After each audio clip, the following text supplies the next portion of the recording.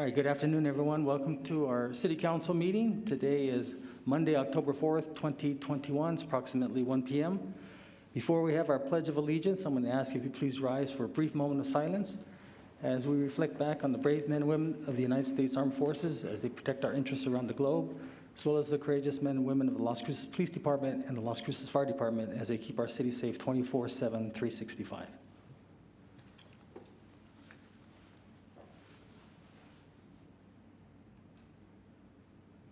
Join me in the pledge, please.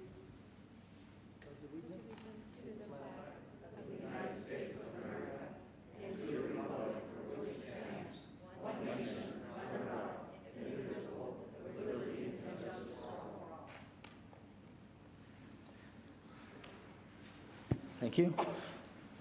Okay, so now we're going to have Pet of the Week from Jennifer Martinez, our Communications Office.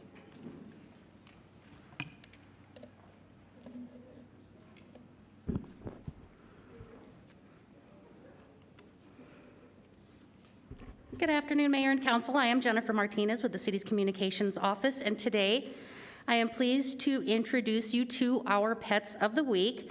I will begin with our Dog of the Week, Squarely. Now, here's a brindle-colored doggy that has a ton of love to give. He's the kind of guy that loves going out for walks, goofing around, and playing. He has been at the shelter for a while, so if you can't take him yourself, please help him find a home soon.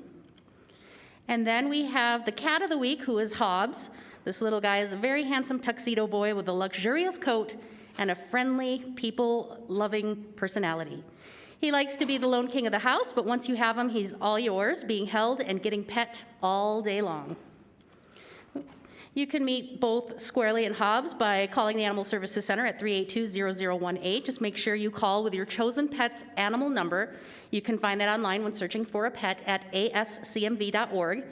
If you want to check out a pet this weekend, you can go to the Saturday Farmers and Crafts Markets between 9 a.m. and noon. Thank you. Thank you, Jennifer. Okay, so next we're going to have a Jobs of the Week. It looks like Dr. Payades will be announcing those.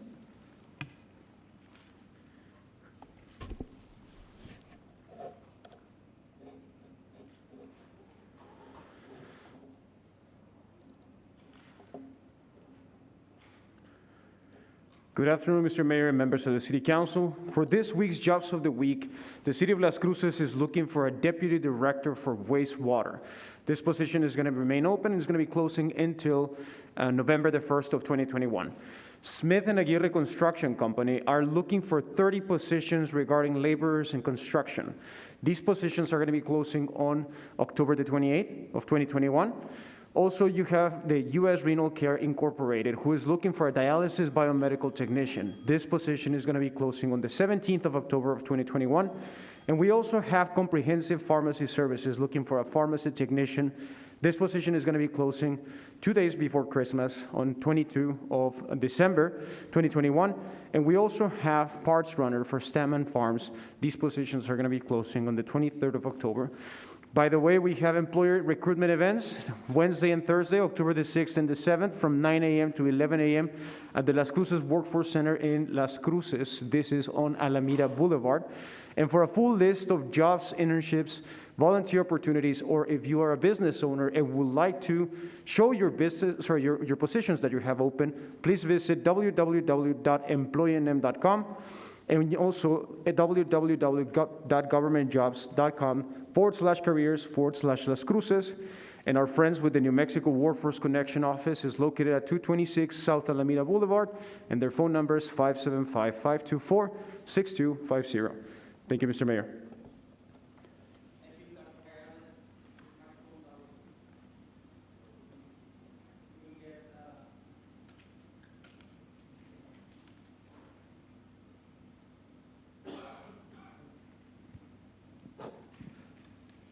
Test. Okay, good. All right, so first proclamation, if I could ask Eva Madrid to come forward. And the 4-H group.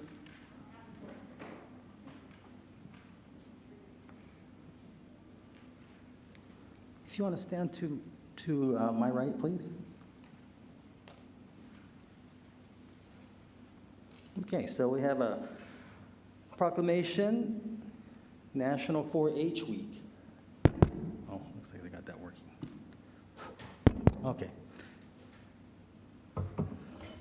So whereas 4-H is the largest youth organization in the world with 7 million youth members and 603,000 volunteer leaders. And 336 youth are enrolled here in Doña Ana County's 4-H and 133 volunteers. And whereas during the spring of 1912, a corn club was organized near Las Cruces and the State College, with 7 members completing their club work in agriculture. And whereas with the passage of the Smith-Lever Act in 1914 and the permanent establishment of the Cooperative Extension Service there in New Mexico State in New Mexico, more concentrated club work followed, and under the stress of the war emergency in 1918, the state enrollment at 4-H clubs reached 4,181 members.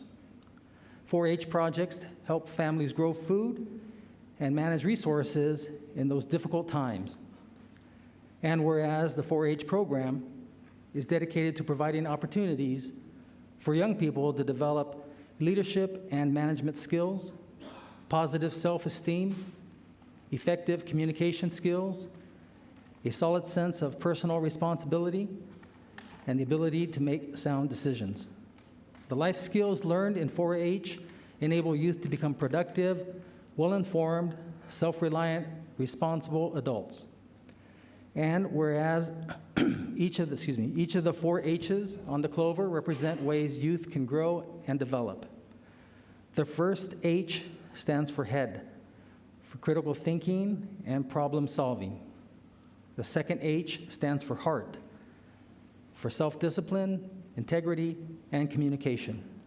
The third H stands for hands and serving others, and the fourth H is for health and for choosing healthy lifestyles.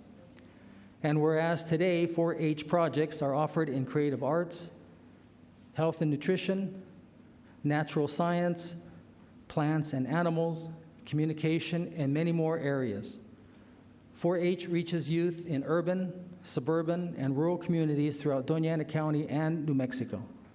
Now, therefore, we, the mayor and the city council of the city of Las Cruces, New Mexico, do hereby proclaim the week of October 3rd through the 9th, 2021, as National 4-H Week in Doña Ana County, and urge the people of this community to learn more about 4-H and to become more involved in 4-H members, club leaders, or volunteers.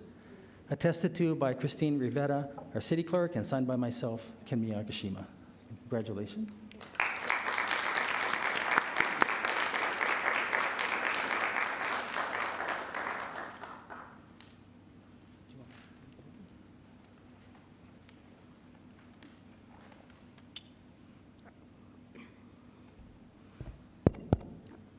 Good afternoon, Mayor Miyagishima, council members, and distinguished guests. My name is Nadja Naparko. I am an ambassador for the Doña Ana County 4-H leadership team. Joining me today are 4-H representatives. My name's Morgan Autry. I'm on the Doña Ana County 4-H leadership team, and I am the secretary. My name is Madison Autry. I am a member of the Doña Ana County 4-H leadership team, and I am the reporter. Today, we would like to thank you for your support of the Doña Ana County Extension Office, the Doña Ana County 4-H program, and for your National 4-H Week proclamation. October represents the culmination of the 2021 4-H year for New Mexico 4-H members. Last week at the Southern New Mexico State Fair, members exhibited their work in categories ranging from baked goods and jewelry making to leadership and small engine design. Livestock exhibitions included perfect eggs in the poultry barn to steers in the show ring. In addition to caring for their animals and setting up displays, members shared their knowledge with hundreds of elementary school children as part of Ag Ventures, providing learning opportunities for everyone. As a token of our appreciation, we have a treat to share with each of you. Thank you for your time, support, and the opportunity to speak.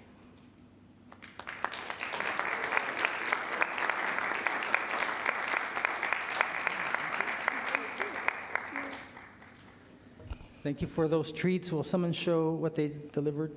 Yeah, so every year you do that. Thank you very much. Always keep the dentist busy. Yeah, Okay, so next,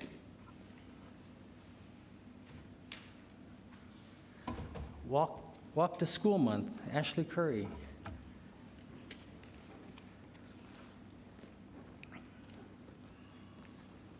Hi. Okay, so this is the Walk to School Month proclamation. So whereas walking or bicycling to school affords opportunities for students, parents, and school staff to build activity into daily routine.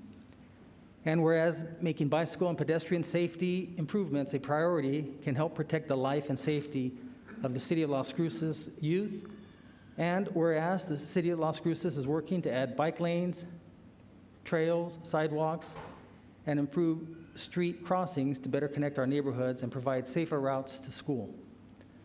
And whereas a lack of physical activity plays a leading role in the rising rates of obesity, diabetes, and other health-related problems among children. And whereas regularly walking and biking to school can be fun and increase students' readiness to learn. And whereas driving students to school in private vehicles contributes to traffic congestion and air pollution. And whereas parents, caregivers, community leaders, and others are well positioned to teach children about pedestrian safety, health risks related to sedentary lifestyles, and environmental consequences of fossil fuel use. And whereas in October, community leaders, parents, and children from around the world will join together for walk to school events to increase awareness about the health and environmental benefits of walking and biking to schools. Now, therefore, we, the mayor and the City Council of Las Cruces, New Mexico, do hereby proclaim the month of October as Walk to School Month in the City of Las Cruces and encourage all citizens of the City of Las Cruces to promote safety and health of children this month and throughout the year by supporting pedestrian and bicycle improvements, modeling safe pedestrian and bicycle behaviors, and practicing an active lifestyle. Attested to by Christine Rivera, our city clerk, and signed by myself, Ken Miyagishima.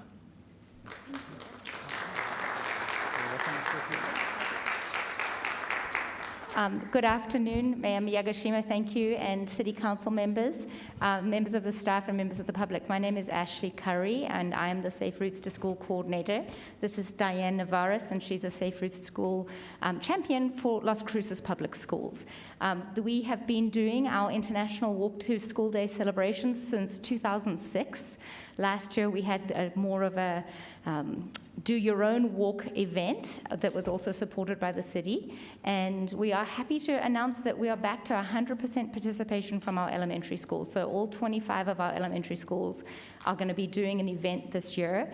And they are also doing their regular weekly or monthly walking events as well. So we're very proud of our schools for prioritizing our children's well-being and safety and health. We also just want to thank our city council members. They've done an amazing job. We have a really great team that we have worked with, the city engineers, the law enforcement, codes enforcement, to help support our program as well. So it's a long and ongoing process, and we really appreciate the support that we get from all of you.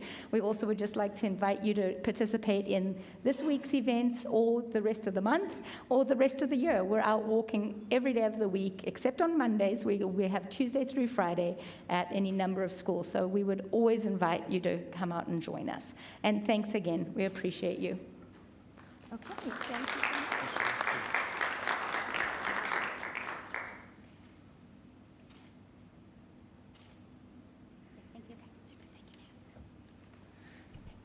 If you have a real short route, please let me know. I hurt my knee a while back, and it's really difficult. But if you can, because I know many of the council members enjoy going, give them the longer ones. I need the short one. Okay, all right. Jornada Elementary is very short. Okay. What's your definition of short? 3 blocks? Okay, 3 blocks is good. All right. Okay, so next,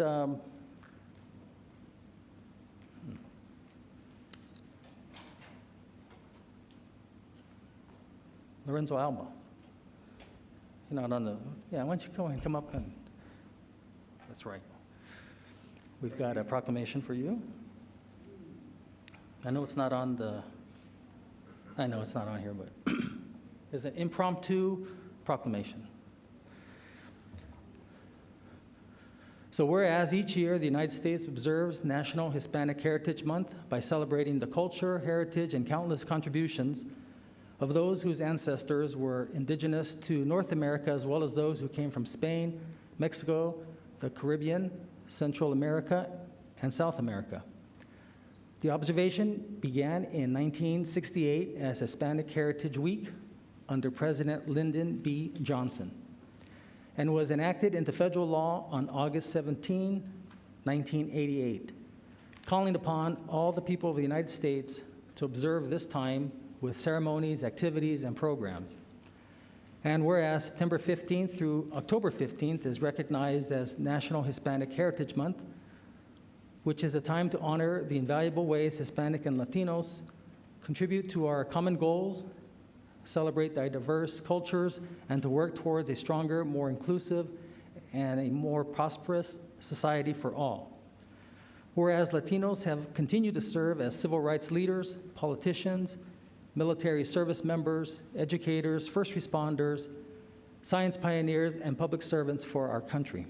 And whereas Hispanics have enhanced and shaped our national character with centuries-old traditions that reflect the multi-ethnic and multicultural customs of their communities, while adding their own distinct and dynamic perspectives to the story of our country, as well as working to overcome many challenges, often in the face of discrimination and prejudice, and have successfully embraced the opportunities of the American dream. And whereas activist Dolores Huerta encourage involvement, we are needed. We have to be engaged and get ourselves elected to school boards and city councils. Sí se puede. And truly, we have seen this locally many times over at the county, school boards, city councils, business community, and influential activists all throughout our great community. And whereas Hispanic and Latino Americans represent a significant and fast-growing demographic of the city of Las Cruces, we honor the invaluable ways they contribute to our great city.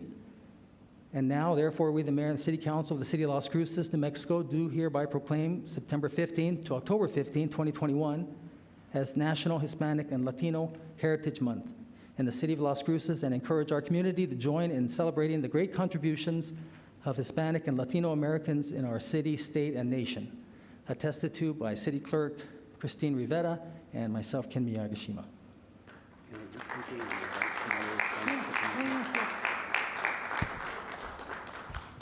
I don't really think I should do this by myself, so I'm actually going to invite any and all Hispanics that are in the gallery to come up here and take this photo with me, because that's what this is really about. Mr. Zamora, would you join me? Anybody else, please come up, because this is really about all of us, not just myself or anyone in particular. So feel free to join us, please. I think this is important.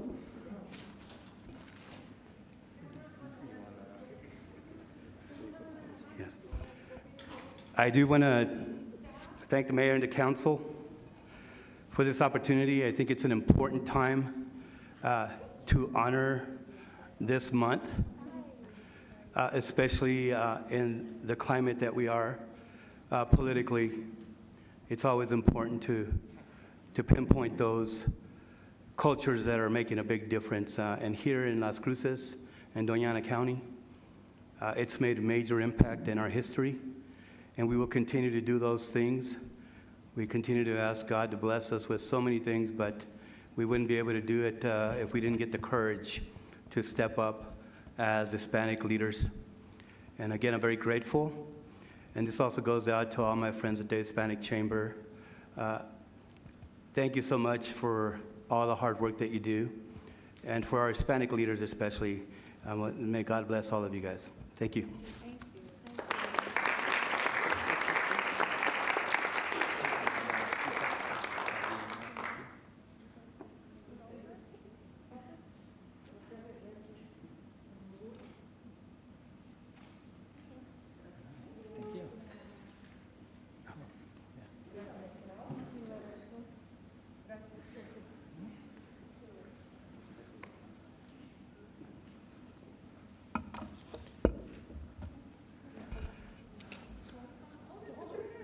So for those of you who may not be aware of, I'm half Japanese and half Mexican, born in Mississippi. So I had the pleasure of growing up with both cultures, and let me tell you something, it's been great. It's been incredible, knowing and seeing how my mom raised us, and with the influence of both nationalities. It's been really, really cool. And so that was really an honor, Lorenzo, for what you did. I appreciate it very much.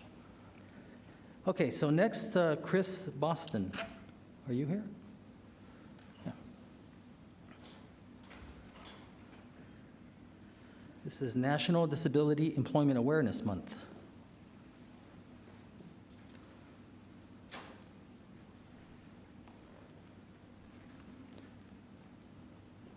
Okay, great. Whereas October 2021 marks the 76th anniversary of National Disability Employment Awareness Month. And whereas the purpose of National Disability Employment Awareness Month is to educate about disability employment issues and celebrate the many and varied contributions of America's workers with disabilities.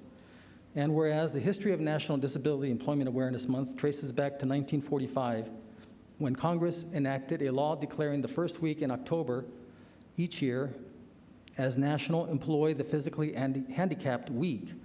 And whereas in 1962, the word physically was removed to acknowledge the employment needs and contributions of individuals of all types of disabilities. And whereas in 1988, Congress expanded the week to a month and changed the name to National Disability Employment Awareness Month. And whereas workplaces welcoming the talents of all people, including people with disabilities, are a critical part of our efforts to build an inclusive community and strong economy. And whereas Tresco Inc. for the past 30 years has offered employment opportunities to persons with varying disabilities, veterans, and students through federal, state, and commercial contracts. And whereas awareness of this month will reinforce the value and talent people with disabilities add to our workplace and communities, and affirm City of Las Cruces' commitment to an inclusive community that increases access and opportunities to all, including individuals with disabilities. Now, therefore, we, the Mayor and the City Council of Las Cruces, New Mexico, do hereby proclaim the month of October 21 as National Disability Employment Awareness Month, and that the City of Las Cruces calls upon employers, schools, businesses, and other community organizations in Las Cruces to observe October as National Disability Employment Awareness Month, and to advance the important message that people with disabilities add value and talent to our workplaces and communities, attested to by Christine Rivera, our City Clerk, and myself, Ken Miyagishima.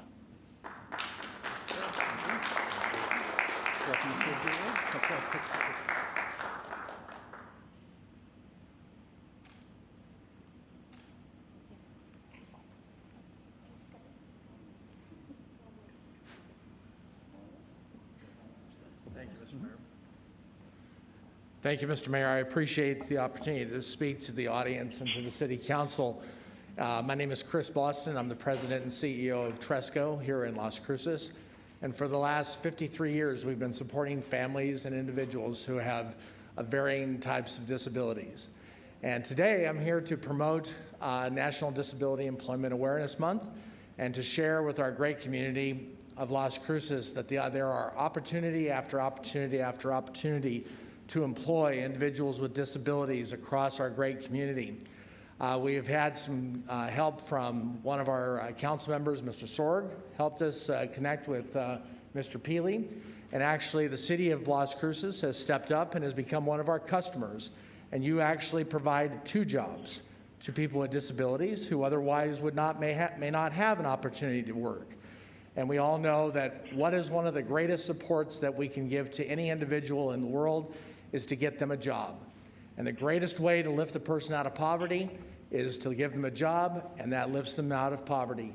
And Mr. Peely, I would appeal to you in your most recent article yesterday. We would like a seat at the table to help you in your grand and fantastic mission of helping eliminate poverty in Las Cruces. Tresco stands by as a willing and able participant on your quest. So thank you very much, Mr. Mayor.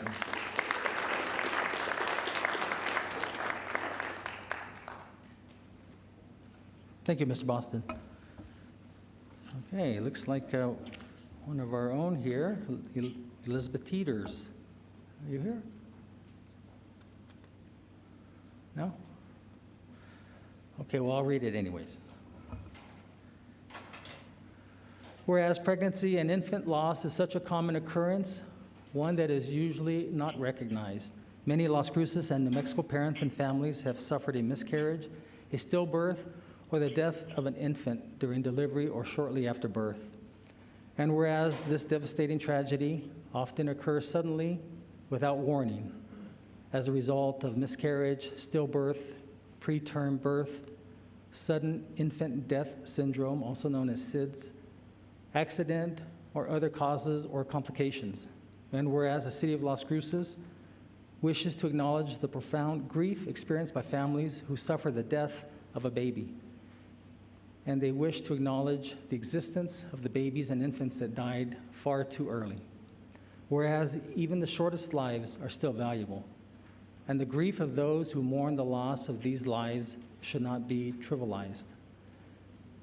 Whereas the 15th day of October is recognized in parts of the United States and in many other jurisdictions around the world as a day of remembrance and awareness of pregnancy and infant loss.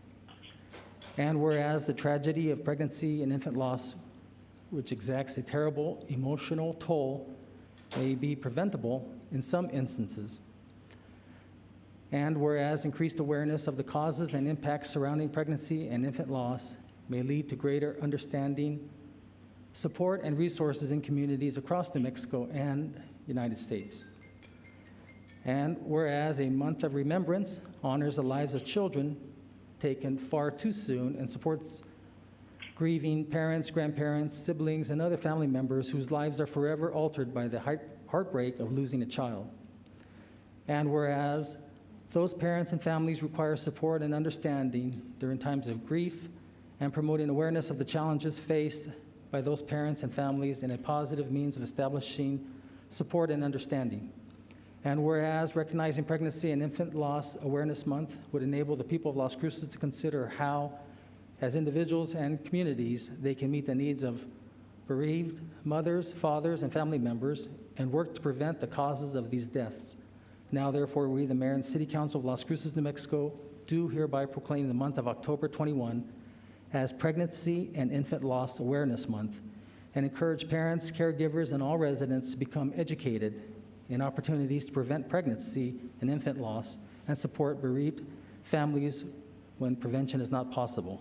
Attested to by Christine Rivera, our city clerk, and myself, Ken Miyagishima.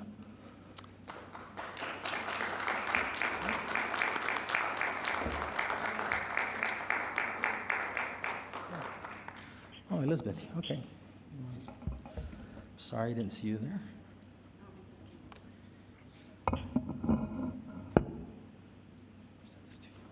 Would you like to see a few? Oh, let's take.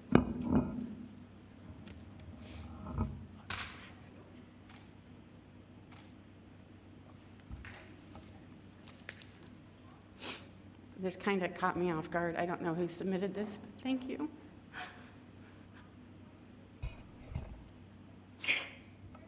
Most of you know I lost my daughter at 38 weeks a year and a half ago, and I have become an advocate for pregnancy loss awareness.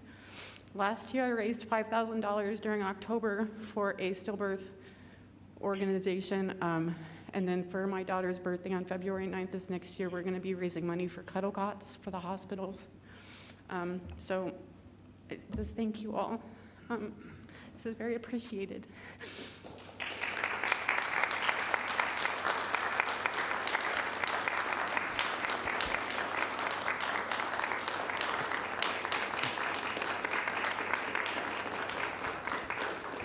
Thank you, Elizabeth. Please accept our condolences on your loss.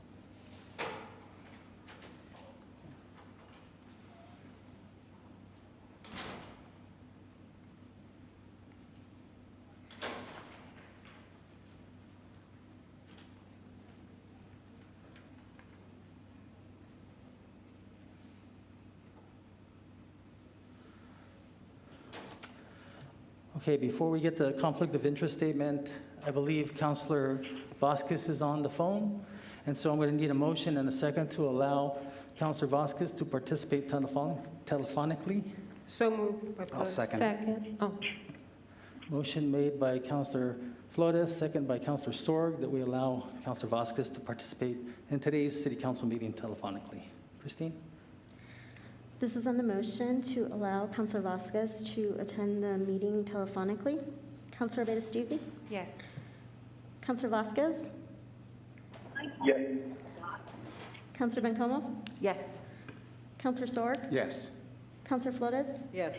Councilor Gondeta? Yes. Mayor? Yes.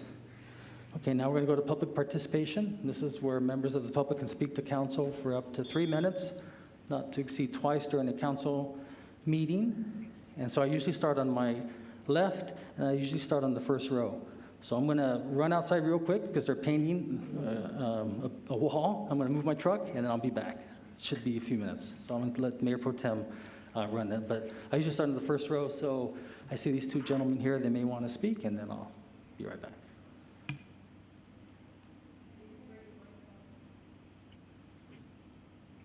Okay.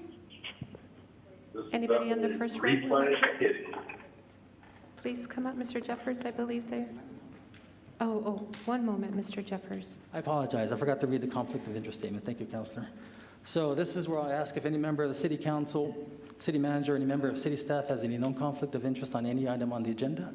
None for None, Mayor. Gondeta. None. None. Okay. None. Now we're going to. Okay, Mr. Jeffers, you have 3 minutes, sir.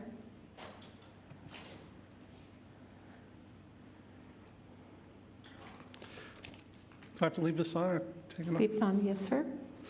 Okay, my name is Vince Jeffers, and a while back I came to the city council and I said I had the evidence, and unfortunately I didn't interpret someone pointing to go ahead and present that to someone, so who do I hand this to?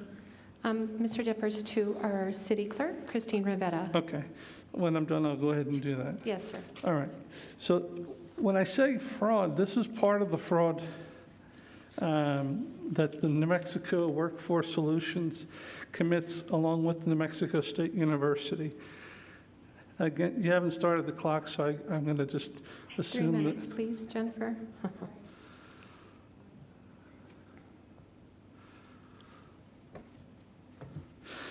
So when it happens, and again, I've been through it 3 different times, one of the times being forced to pay back a student loan, which I never received. The 2008 version, I caught that in time and I identified that and I got legal representation. The other time, unfortunately, it was slammed on me and there was a summary judgment. There was nothing I could do about it. But this 3rd time, how it works is the New Mexico Workforce Solutions is going to help you get an education at New Mexico State University. They get you enrolled, and then they take out a student loan in your name without telling you. Now, the funds are supposed to go to you, but they don't. This is one of the checks that was issued from New Mexico State University. I can give you the check number and stuff, the account number. If I'm unwilling to cash this, which of course I'm not going to, in the past what has happened is you've had these community advocates who are helping the disabled. They will cash this check for them. They will put it in a deposit and say, not use the word retarded, but he doesn't know what he's doing. We know what we're doing. And they get slammed. People with disabilities get slammed. It still hasn't been made right, and this would be the 3rd time I had to go through this. And when I ask you guys for help, it's always dismissive. And I don't think it's right for the 3rd time having to go through this. Now, I had to disenroll in classes yet again. To this day, I've never received a penny of financial aid, not a Pell Grant.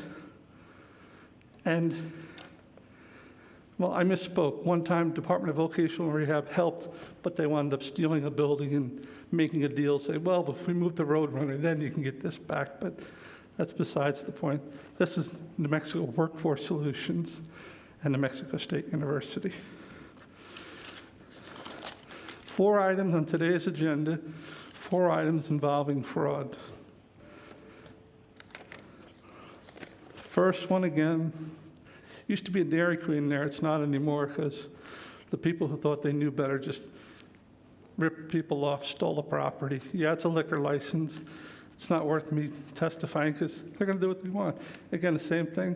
Royal Jones, another welcoming committee member, one of the Antifa violent people in Las Cruces. He'll benefit again. And this one, I guess, these two I'll stay around because I've got a few things I want to say on 8.3 and 8.4. Thanks. Thank you, Mr. Jeffers. Okay, thank you, Mayor Pro Tem. Turns out they're not going to paint, they're just prepping. They'll paint tomorrow. Okay, so this gentleman here, also on the front row, did you want to speak, sir? No? Okay, sorry about that. So no one on the second row, anyone on the third row? Yes, ma'am. Just come forward and state your name, please.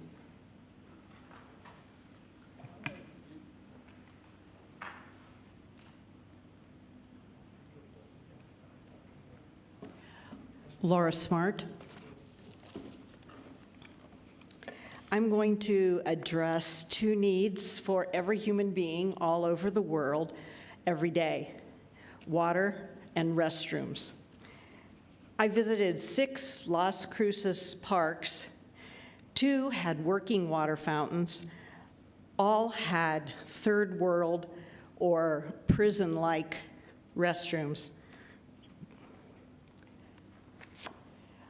I took pictures of the Apodaca Park swimming pool and the area next to it that was supposed to be demolished with a $750,000 federal grant that was awarded specifically for Apodaca Park. And as you can see in this picture, there is a swamp growing. Who knows what little creatures are in there? Probably some turtles, fish, maybe even West Nile virus mosquitoes. I'm not sure.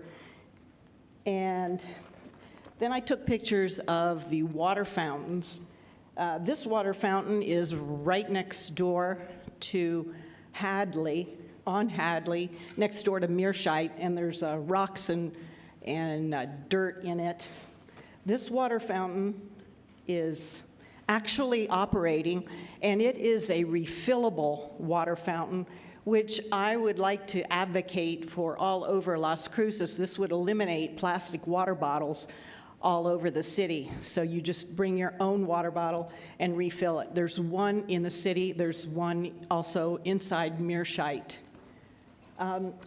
Also by the by the Apodaca Park, you can see that there's a looks like a Target shopping cart there where some homeless people, I guess, were living. Graffiti, doors broken off of this deplorable monstrosity that's there. So I would like to request some new restrooms and water fountains, particularly at Apodaca Park. In 2017, I always when I travel, I always look to TripAdvisor. And in 2017, somebody commented that the Apodaca Park needed more water fountains. And I have this article that I made 9 copies, and I'll just distribute it, and you all can read it later. But it says Apodaca Park renovation wins federal grant. And this was published on Friday, January 10th, 2020. Thank you. If you're going to just leave it with the city clerk, that'll be fine.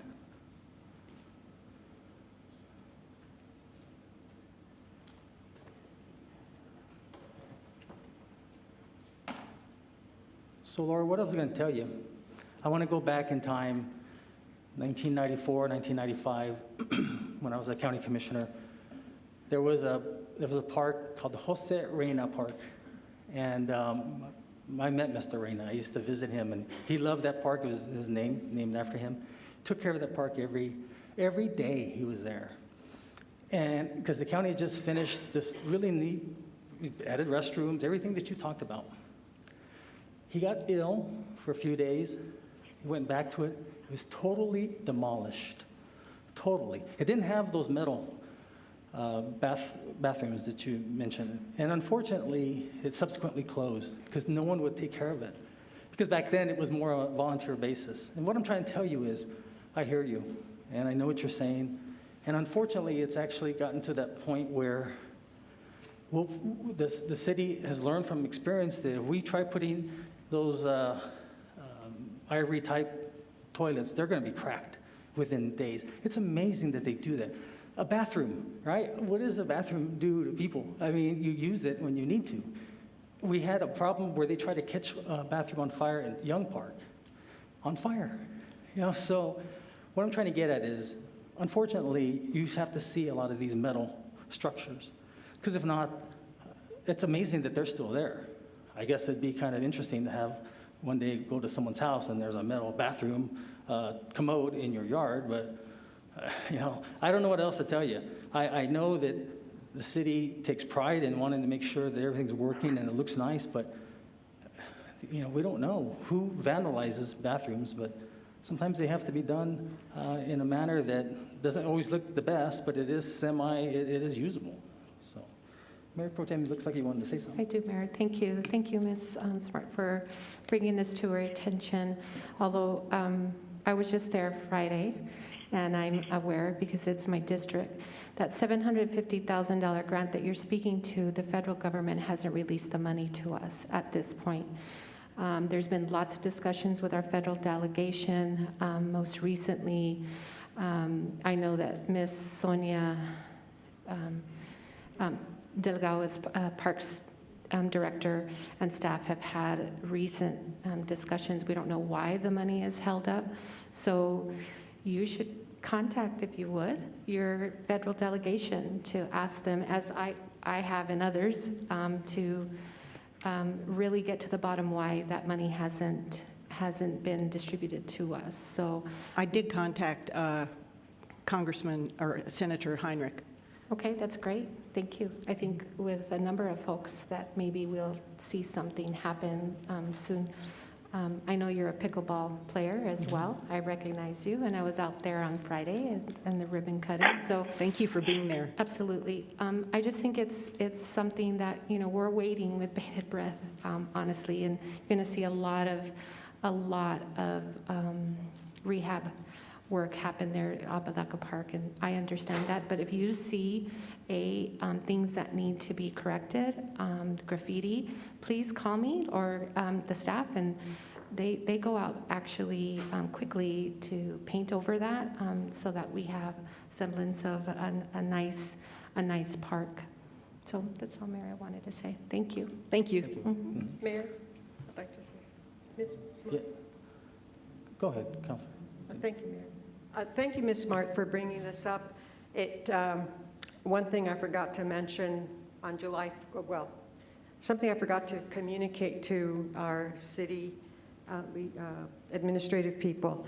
On July 4 or July 3rd, I was there for the parade, the July 4 parade, and I was with Representative Joanne Ferrari, who needed a bathroom. And so we found a bathroom, but it was completely closed. And then we finally had to schlep across the park and found another facility that had, let me see, it had, I think she said there were 3 stalls. One wasn't working, and the other one, the door was locked. And the one that was available was filthy. And I forgot, I'm so sorry not to have communicated that to Sonia Delgado, who's in charge of parks. So I'm very happy that you brought this up, because I think that this is something that the city definitely needs to look at citywide at all of our parks. It's a health issue. And thank you again, Laura. Thank you, Mr. Mayor. Okay, so that was the 3rd row. Anyone on the 4th row? 5th row? 6th row? Captain, you weren't here for anything? No? Okay. 6th row? You're not here to arrest anybody, are you? No, okay. 6th row. 7th row? 8th row? Last. No one else on my left? I'm here. No, yes, sir, I'll be right there. Okay, so now I'm going to go to my right. Yes, sir, please come on forward. Sir, yeah, please, you can speak now. Yes, sir.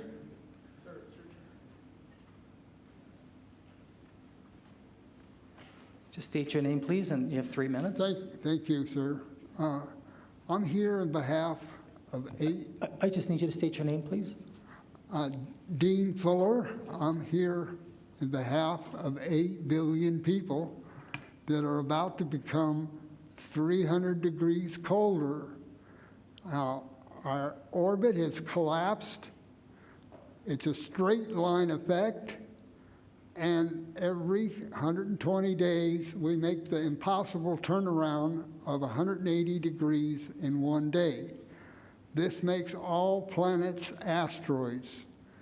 Now, the people that are doing this are doomsday group of the Pentagon. They have recently bombed 6,000 times Hiroshima. In year 2000, they bombed 90 million years of lava on Yellowstone's caldera, or just below that.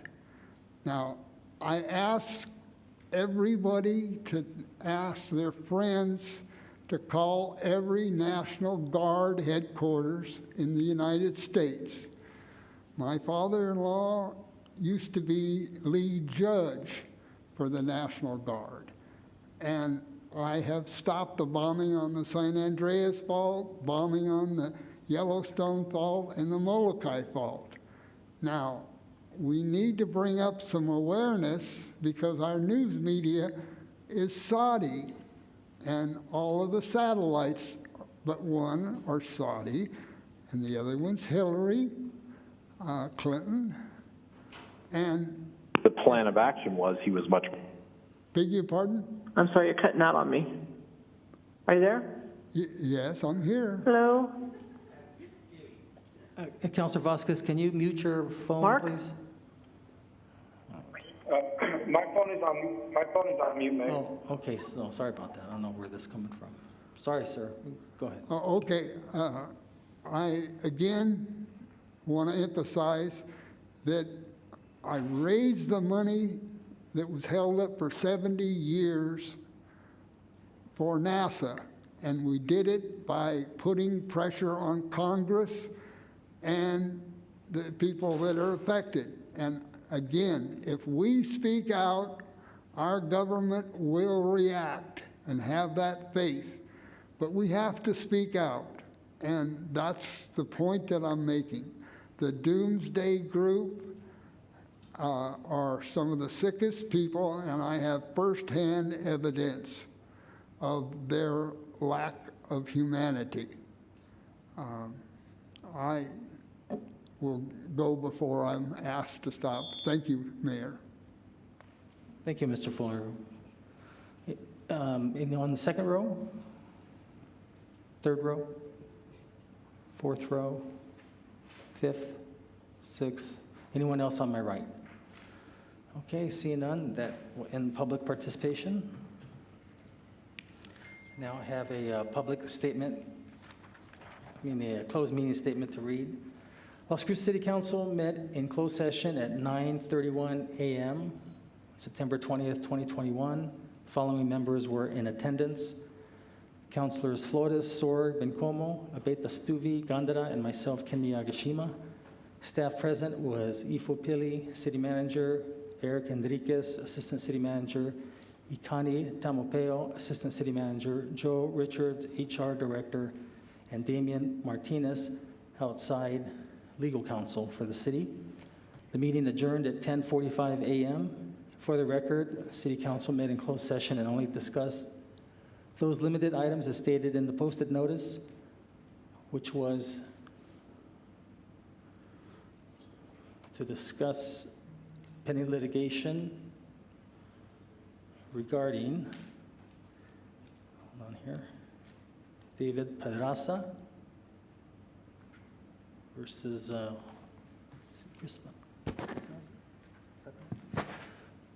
Christopher Smelser and the City of Las Cruces, number 20 CV00808-KG-KJF, which is closed pursuant to NMSA 1978, Section 10-15-1H, number 7. The first item that's on here was not discussed. Okay, that's it. So now we're going to go to acceptance of the agenda. So moved. By I'll Flores. second it. Motion made by Councilor Flores, second by Councilor Sorg to accept the agenda as presented. Christine? This is on the motion to accept the agenda as presented. Councilor Bettis-Duvey? Yes. Councilor Vasquez? Yes. Councilor Bencomo? Yes. Councilor Sorg? Yes. Councilor Flores? Yes. Councilor Gonda? Yes. Mayor? Yes. Okay, so now we're going to go to public hearing. So it's 1:51 p.m., so the public hearing is now in session. Are there any members of the public who would like to speak either for or against the request for a transfer of ownership and location of a dispenser liquor license number 0343 to Murphy Oil USA, Inc., doing business as Murphy Express, number 8536, located at 1290 South Valley Drive, Las Cruces, New Mexico? Okay, seeing none, public hearing is now over. It's 1:53 p.m. So entertain a motion to adopt Resolution 22-042. So moved. Second. Motion made by Councilor Flores, second by Councilor Bettis-Duvey. Christine? This is on the motion to approve Resolution 22-042. Councilor Bettis-Duvey? Yes. Councilor Vasquez? Yes. Councilor Bencomo? Yes. Councilor Sorg? Yes. Councilor Flores? Yes. Councilor Gonda? Yes. Mayor? Yes. Okay, we have another public hearing. Public hearing, it's 1:53 p.m. The public hearing is now in session. Are there any members of the public who wish to discuss either for or against the transfer of ownership of dispenser liquor license number 2772 with on-premises consumption and patio service to RJ Sonoma License LLC, doing business as Sunset Grill at Sonoma Ranch Golf Course, located at 1274 Golf Club Road, Las Cruces, New Mexico, 88011? Seeing none, it's 1:54 p.m. Public hearing is closed. Entertain a motion to adopt Resolution 22-043. So moved. Second. Motion made by Councilor Sorg, second by Councilor Flores. Christine? This is on the motion to approve Resolution 22-043. Councilor Bettis-Duvey? Yes. Councilor Vasquez? Yes. Councilor Bencomo? Yes. Councilor Sorg? Yes. Councilor Flores? Yes. Councilor Gonda? Yes. Mayor? Yes. Okay, item 8.3, Resolution 22-044. Need a motion and a second. Move to approve. Second. Motion made by Councilor Sorg, second by Mayor Pro Tem Gonda. And it looks like Natalie Green or Raymond Birchfield will be presenting. Mr. Mayor, Natalie Green for the record. Can we get a suspension of the rules to discuss the two items concurrently? Absolutely. Okay, so I need a motion and a second to suspend the rules to discuss items 8.3 and 8.4, which is Resolution 22-044 and 22-045. So moved. Second. Motion made by Councilor Flores, second by Mayor Pro Tem Gonda to suspend the rules. Christine? This is on the motion to suspend the rules to listen to item 8.3 and 8.4 concurrently. Councilor Bettis-Duvey? Yes. Councilor Vasquez? Yes. Councilor Bencomo? Yes. Councilor Sorg? Yes. Councilor Flores? Yes. Councilor Gonda? Yes. Mayor? Yes. Okay, so we're going to circle back to item 8.3, Resolution 22-044 initially. So, Raymond? Hey, Raymond Birchfield, Housing and Neighborhood Services. Mr. Mayor, members of the City Council, before you we have two resolutions. We're going to start with 22-044 for the CASA de PEREGRINOS Food Pantry Renovation Project. The food pantry operates on the Community Hope campus. They distribute about 4.7 million pounds of food per year. In 2020, they served approximately 36,000 unduplicated persons. They're the largest food pantry in southern New Mexico, and they have outgrown their facility for a long time. They need a larger facility. Now, the Horse and Hound was purchased by the city through a resolution on March the 2nd, 2020. That was resolution 20-110. And so far, the CASA de PEREGRINOS has received approximately 4 state appropriations, totaling about $3.9 million for this project, which is currently estimated at about $7 million. This resolution will approve a community development block grant agreement in the amount of $350,000 to provide gap funding for this project. And it does not include the $3.3 million, which will be discussed in the next resolution. This resolution will approve the grant agreement. This project was approved through Action Plan 21, which was approved last May through Resolution 21-105. That approved the 2021 through 2025 consolidated plan, which included the first year action plan for program year 21, which is city fiscal year 22. And these funds will help provide for the substantial reconstruction of the former Horse and Hound retail store. And at this time, I will turn the microphone over to Ms. Natalie Green.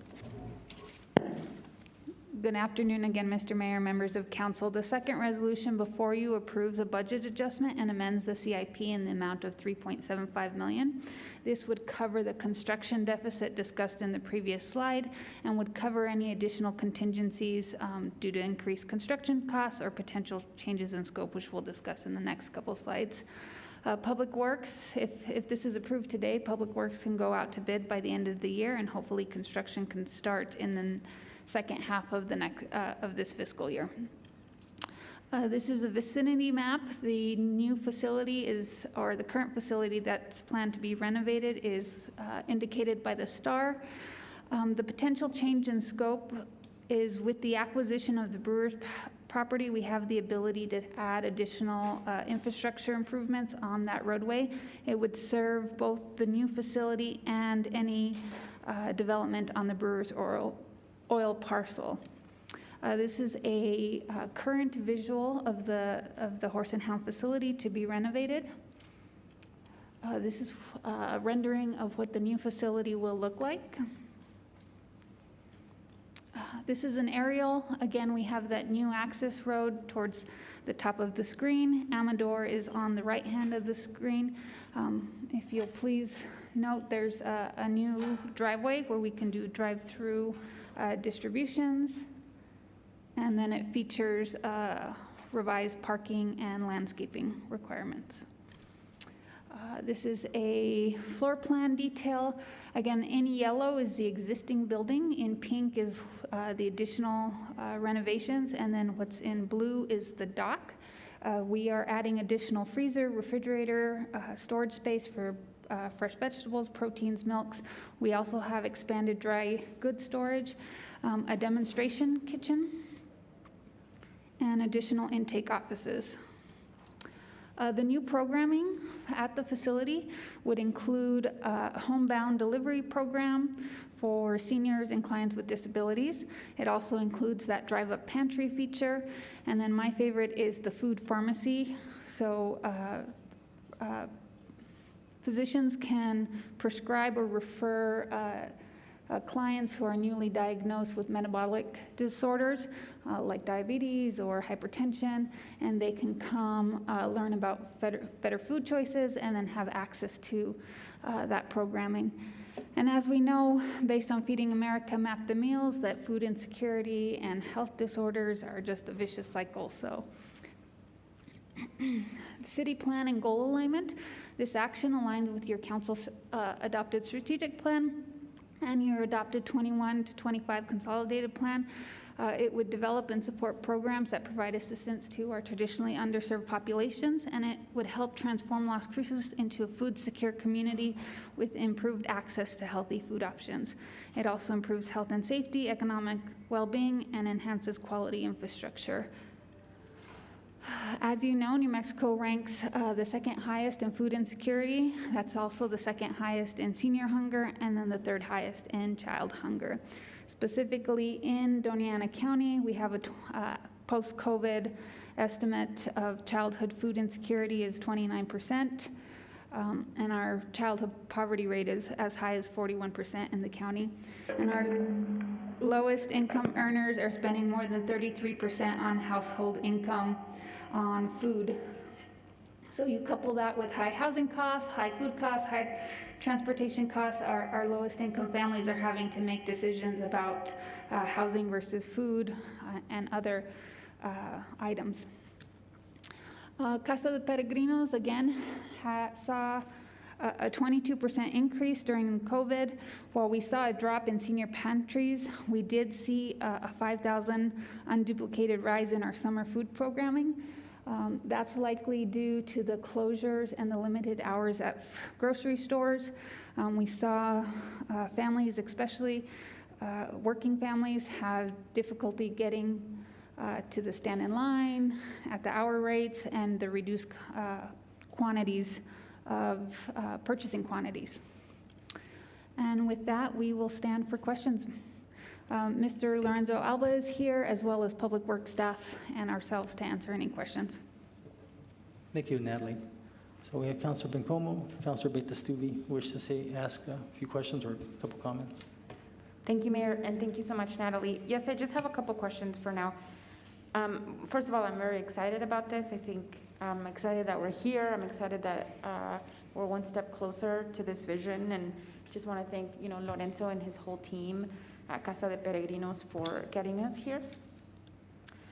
Natalie, just last week we talked about the continued rise in construction cost, and is that a conversation that you all have had in terms of just being well prepared to make sure that the project doesn't stall again because of lack of funding, and if so, what have those conversations looked like to ensure that we do meet our goals? Mr. Mayor, Councilor Bencomo, the deficit is about $3.35 million. We're asking for $3.75, hoping that that'll cover any increased costs. And then if there's extra funding, again, that's change of scope for the additional roadway. Public Works likes to have as many funding sources identified prior to going out to bid. So with this resolution, if it's passed, we can go out to bid, and then we'll have some hard numbers to plan ahead. Great, thank you, Natalie. And I'm curious, honestly, it's just out of curiosity, because early on when we were talking about ARPA and all of those things, right, this was considered to be one of those projects. And then we said, you know what, there's other funding possibilities. We don't have to use ARPA. We can leave that aside for other projects. And I remember there being a conversation about the Telshore Fund. Can you tell me about that, and if we're no longer using the Telshore Fund? Mr. Mayor, Councilor Bencomo, the budget adjustment would come out of the Telshore Fund. So the Telshore Fund in FY 2021 made $11.2 million in interest. Yes, okay, great. Thank you, Natalie. And then my last question is around the renovations, the contract for renovations. Is that going to come through City Council or Casa de Peregrinos? Mr. Mayor, Councilor Bencomo, the project will be managed by Public Works, so all the contracting will come through us. Great. Thank you so much, Natalie. And what's the next step after today? Mr. Mayor, Councilor Bencomo, the next step would be to finalize the plans and then go out to bid, hopefully by the end of the year. Amazing. Thank you so much. Thanks, Mayor. Thank you. Councilor Betastuvi. Thank you, Mayor, and thank you, Natalie, as well. Most of my questions were asked with regards to budget adjustments and potential changes, but I do want to say I know that we need this type of programming in our community. It's something that we don't want to have to need, but we do.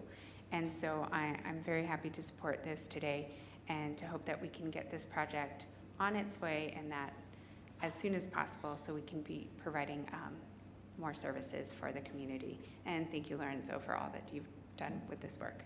Thanks, Mayor. Thank you. Anyone else? Lorenzo, did you, oh, there you are. Did you want to say a couple words or anything?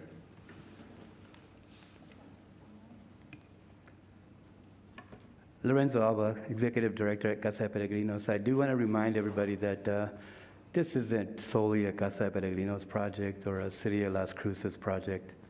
This is, in fact, a community project. It's going to benefit this community that so badly needs this. It's going to allow us to be innovative and allow us to share that same vision that the city is developing with doing something about what's going on with poverty in our community. So we want to align with you. We want to have the vision that's similar to yours, and we want to make sure that we're walking the same path with you on this. And I think this is a great opportunity for all of us, so I'm very grateful. Thank you. Thank you, Lorenzo. Thank you for the work you and your board does. And I know it's a challenge, and you know, we're here to always be here to available to help. Yes, Ms. Jeffers. I think you, I don't know how much time you had left, maybe a minute? I don't know, I have no idea. Oh, that's right, I'm sorry. Good try. My name is Vince Jeffers, and a couple of things. They serve not just Las Cruces, but others as well. It's southern New Mexico. And I just feel as though the citizens of Las Cruces are paying an unfair share of it. If the state's coming up with 3.9 and we're coming with $4 million, what about his other people that bought into it, the other stakeholders? It seems like, you know, one of the meetings I attended, we talked about growing poverty and how does the city do it successfully. I'm not saying shrink it and do away with it. You guys grow poverty, and this is one of the ways you do it. You make it harder for people. You're going to give them something because you have the upper hand, and it temporarily fixes things. But in the long term, you're not really helping. You're doing more harm than good. And I say that because how you're paying for it, how it's being funded, the $1.3 million. And then on top of that, you know, I gave this paperwork, as you asked, and it was returned to me. That ties right into this. That Telshare fund was set up as a result of a lease, that fraudulent lease where you had doctors who never went to medical school. How many of them cashed out on things that they had no right to? And you benefited. The city of Las Cruces benefited. Here's another example.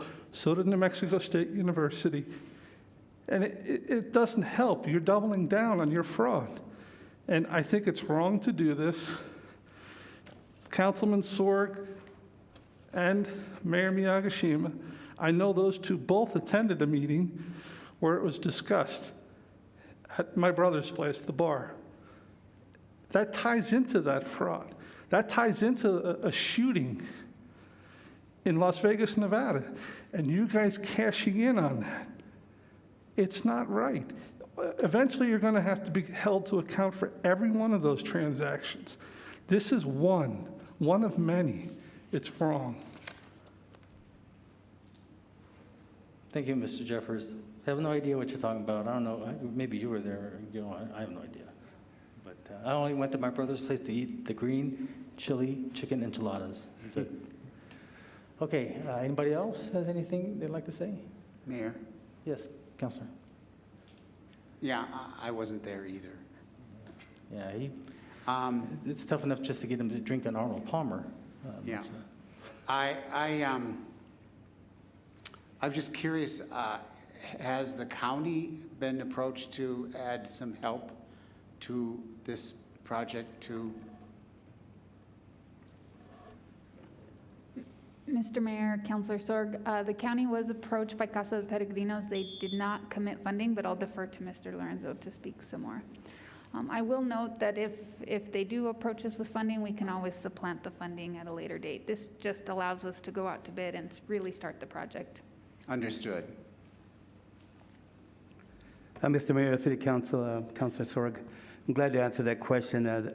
The county funds a huge program that we do in the rural communities currently. Every year they fund $100,000 specifically for that. It allows us to go to 13 rural communities throughout the county and add some additional ones. We've approached them in different ways. This is actually in the city of Las Cruces. This project, this CIP project is actually under the city of Las Cruces, not Doña Ana County. It's something that if we approached them, they would probably do. I just think that given the current circumstances of what's going on during this pandemic, that we need to move quickly on this. The more that we sit on this, the higher the prices are going to get. I can tell you one thing that's one of my biggest fears is waiting for that infrastructure bill to pass in Congress, because everybody's going to go and start projects, and the costs are just going to skyrocket after that. If we don't hop on this right now, sir, we're going to be in some trouble and not be able to complete this project. Yeah, understood. Thank you very much. I was just curious, that's all. Thank you, sir. Thank you very much, and thank you all for doing the work you're doing. It's very important, of course. Thank you, Mayor. Yeah, Councilor Sorg, I just want to say, it seems like twice I'll reminisce to being in the county days, but so the county I know does their best to help. Their budget is probably half of ours, and they probably have to deal with 10 times more the area with less people. And so, they have a tough job. And I think under the leadership of County Manager Macias, they're coming around and doing well. But I think overall, this is something here that we're fortunate that we can help and do what we do. I mean, you've seen this and you've been part of this time and time again when, whether it's the asylum seekers or whoever it is, we have the money, thank goodness, to operate and it not affect our day-to-day operations. And, this issue here with inflation, a lot of it is because of difficulty with, I just read today about 60 or 70 ships in harbor off the west coast. They can't get in. They don't have drivers to drive the product. Of course, the prices go up. That's artificial inflation. People are struggling, and so this is really something that we can do, and it's a tough job, and I commend Lorenzo and his staff. I mean, I know that the participants have increased immensely, and this is just, I'm fortunate that we're able to participate to the degree that we do. Yeah, I understand. Yeah. Thank you for that explanation, though. Sure, of course. Thank you, Lorenzo. Okay, anybody else? Okay, so this is the first item there was a motion and a second, 22-044. So we're going to vote on this one. This is on the motion to approve Resolution 22-044. Councilor Betastuvi? Yes. Councilor Vasquez?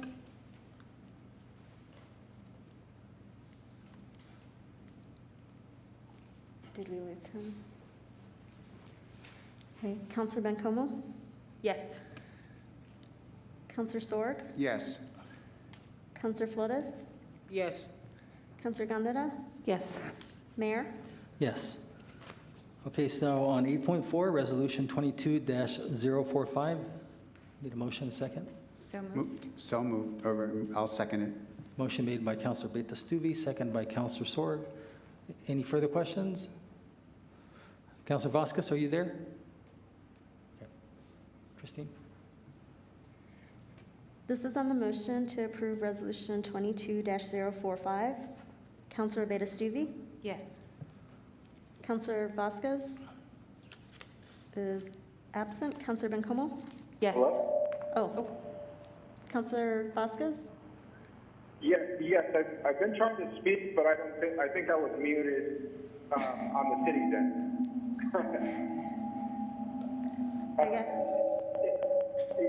Yes, and if I may, just real quick, Mayor, I just want to say that I failed to recognize this earlier, but my mother is actually applying to be on. Adrian, you want to go ahead and shut off Councilor Vasquez? I don't think he can hear us, so you might as well just.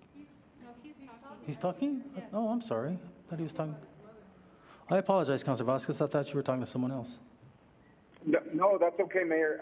I was just saying that I failed to disclose that my mother, Hortensia Bañuelos, is actually applying to be on the CASA. may have been accepted. I am not sure, so I'm actually going to abstain from this particular vote, just so there is no perceived conflict of interest. As much as I support the mission of CASA de Peregrinos and work with. Okay, that's fine, Counselor. Thank you for that explanation. Yes. Okay, so if there's nobody else, Christine? Okay, I was at Counselor Sorg. Yes. Counselor Flores. Yes. Counselor Gondeta. Yes. Mayor. Yes. So did you want to register Counselor Vasquez as abstaining? Oh, you did? Okay. Okay, so that takes care of that. There are no board appointments. There are no notices of proposed ordinances. City Council member board reports. I have none. Mayor Pro Tem? So quick. Here we are. Okay. Yes, I have a couple of things I wanted to talk about. Mayor, I met today with a group that has been working on the TNR ordinance and ensuring that internally we have a strong policy to move that newly approved ordinance forward. This group consists of a few women who have been working with Lieutenant Utala and Gino Jimenez and Clint to solidify a policy internally, but also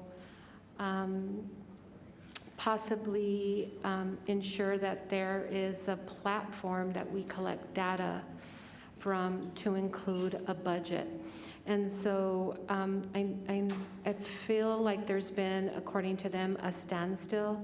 And I just want to alert publicly Mr. Peely about that, to see how we can, bring this forward. Because as you know, one of the things that I had suggested and really advocated for is that as we were approving the TNR ordinance, that we had a budget connected to it. And I was assured that the budget could come later with a budget adjustment. And so there's a thought out there from many of the staff that we cannot do that there's no money for at least 20 cat cages to begin the TNR, or at least issuing out those cages right to others that are requesting those. And so they had numerous concerns, and I said, well, we have our regular council meeting. It's a great way to bring it up because I know Jamie and others are taking notes feverishly, and I know you are too, Mr. Peely.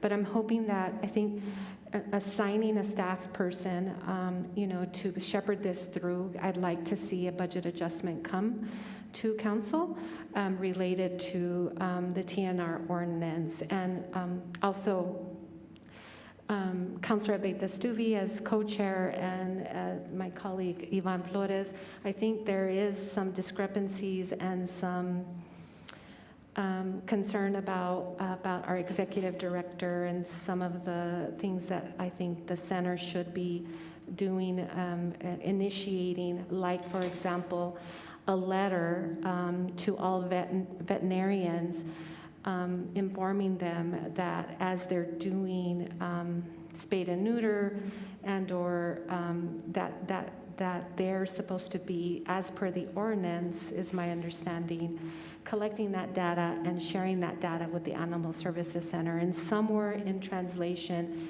Clint is feeling like he's unable to write that letter. And I think someone needs to write it, and it feels like it should be on his letterhead. And just say, as per, the ordinance, we're informing you as a courtesy that this is happening. Also, they had wanted to they would like to resurrect the task force, and I think that's something that we should be doing. They see some discrepancies and some, well, I think they called it, some issues with the way the ordinance reads that needs to be looked at and addressed, and we can do that with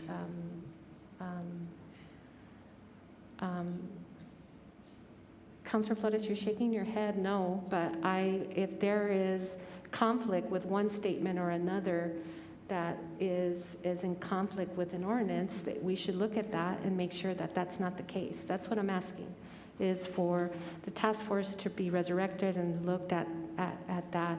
But it feels like there's some gaps and barriers and some, issue with initiating things and everybody pointing fingers that it doesn't belong in their area of control. So I think I probably said enough about that.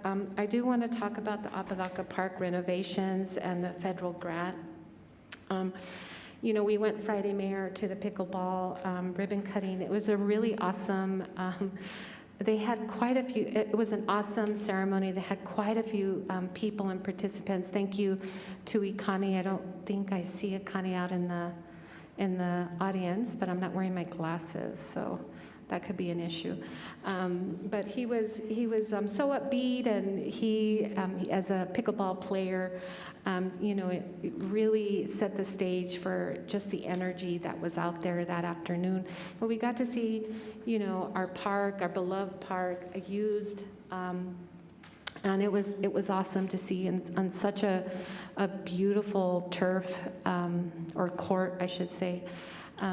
But sadly, there are some of those issues, right, with standing water and some things that I think very easily, I know that we're going to fill that pool up, but I think that there's something that we can do to address the standing water, right, and maybe look at putting some viable restrooms until, like porta potties, if you will, since it's used, right? And I know it's a larger park, and I know that policy is for larger parks that we should have viable restrooms. And so I understand people's concern. I know that has been an issue that's brought to my attention with standing water, graffiti, those kinds of things, and I'd like to address that timely. I know when we report things as counselors, staff is getting out there very quickly, so this isn't a criticism. To parks, I think they do an amazing job for the number of parks that they have here. And just, I don't know what else we need to do to really push our federal delegation or try to find out exactly what is holding up the money that's supposed to come here. And so if we could figure that out, EFO, the $1 million, $750,000 question, I guess, right? So I'm trying to be funny, and nobody's taking my funny, my humor, apparently. It's not humorous? God. Tough crowd right here, right? And then, Mayor, lastly, I just want to invite the public to the Pachanga that's going to be happening at Klein Park not this Saturday, but 2 Saturdays. Really exciting event. There's a great group that's working on planning and putting things together. There'll be a car show, and as you know, we've resurrected the Zoot Suiters. If you don't know anything about the Zoot Suiters, please do your research. It's amazing. People dress up in Zoot suits, and we'll have food and lots of cultural activities. It's an exciting event that we've resurrected, or the group has resurrected, and I think this is their 5th year, I want to say. I should know that. And decades and decades in the old times, if you will, they used to have those kinds of events out there, like boxing and those things to just bring community together. And of course, there will be music, so I invite the public to please come out and show your support. Thank you. Thank you, Mayor Pro Tem. Councilor Flores. Thank you, Mayor. And Councilor or Mayor Pro Tem Gandara, I did not mean any disrespect, and I apologize for shaking my head when you were talking about resurrecting and revisiting